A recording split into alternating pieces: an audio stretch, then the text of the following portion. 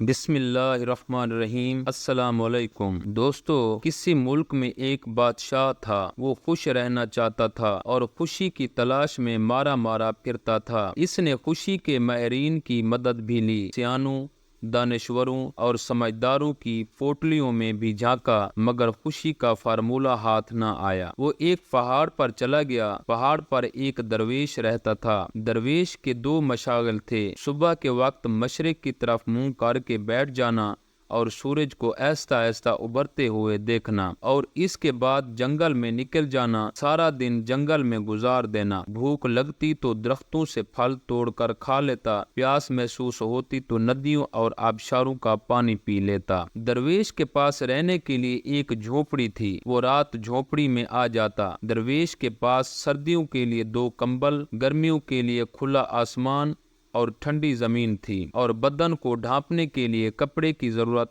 زائرین پوری کر دیتے تھے۔ درویش کے پاس اس کے علاوہ کچھ نہیں تھا، لیکن وہ اس کے باوجود خوش تھا۔ بادشاہ اس خوشی کی وجہ دریافت کرنے کے لیے درویش کے پاس پہنچ گیا۔ درویش نے بادشاہ کی بات سنی اور ہنسنے لگا، لکڑی کے چپل پہنے اور بادشاہ سے کہا، بادشاہ سلامت، میں اس بات کا جواب آپ کے دربار میں جا کر دوں گا۔ بادشاہ نے درویش کو گھوڑے پر بٹھایا اور بادشاہ کے دربار پہنچ گئے۔ درویش نے درخواست کی، اب آپ کسی ضرورت مند کو بلائیے۔ بادشاہ نے اپنی جیب سے ایک خط نکالا اور وہ خط وزیر کو دیا اور ضرورت مند کو طلب کرنے کا حکم دے دیا۔ ضرورت مند کو دربار میں حاضر کر دیا۔ درویش نے بادشاہ کے کان میں کچھ کہا کہ آپ حکم جاری کریں۔ بادشاہ بولا، اے ضرورت مند، تم جاؤ، میری سلطنت میں دوڑو۔ سورج غروب ہونے تک زمین پر جتنا بڑا دائرہ بنا لوگے، وہ زمین ساری کی ساری تمہاری ہو جائے گی، لیکن شرط یہ ہے کہ جہاں سے بھاگو گے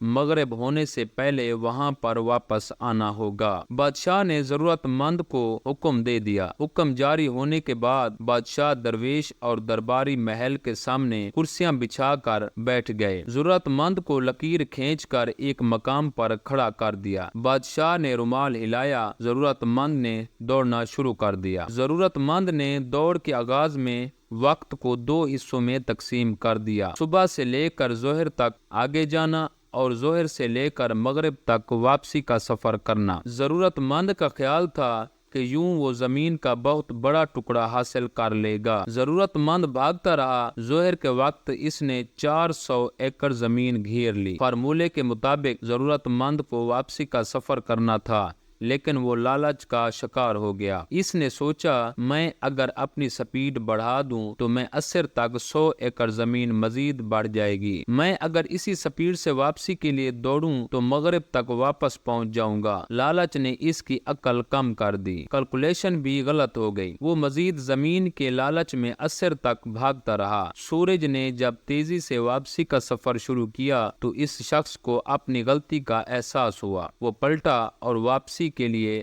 دوڑ لگا دی، لیکن بہت دیر ہو چکی تھی۔ وہ اب مغرب سے قبل واپس نہیں پہنچ سکتا تھا۔ اس کے پاس اس وقت 2 آپشن تھے۔ نمبر 1، وہ اپنی ہار مان لیتا اور دوڑنا بند کر دیتا اور چپ چاپ گھر واپس چلا جاتا، یا پھر جیتنے کے لیے سر توڑ کوشش کرتا۔ وہ دوسرے آپشن پر چلا گیا اور اس نے دوسرا فیصلہ بھی غلط کیا۔ اس نے سر توڑ کوشش کرنے کی ٹھان لی، بھاگنے کی سپیڈ بڑھا دی۔ وہ بری طرح تھکاوٹ کا شکار ہو چکا تھا، لیکن اس کے باوجود وہ وقت پر پہنچنے کی کوشش میں اپنی سپیڈ بڑھاتا رہا، یہاں تک کہ اس کے پھیپھڑے پھٹ گئے، اس کے منہ سے خون جاری ہو گیا، لیکن وہ اس کے باوجود بھاگتا رہا۔ بالآخر بادشاہ تک پہنچ گیا، لیکن مقام پر پہنچنے کے بعد اس نے ایک لمبی ہچکی لی اور زمین پر گرا، تڑپا اور وہیں مر گیا۔ وہ زمین جیت گیا تھا، لیکن زندگی ہار گیا۔ درویش اپنی جگہ سے اٹھا، زمین پر گرے ہوئے شخص کے قریب آیا، ہاتھ سے اس کی کھلی آنکھیں بند کی، بادشاہ کو قریب بلایا، اس بد نصیب شخص کی لاش دکھا کر بولا،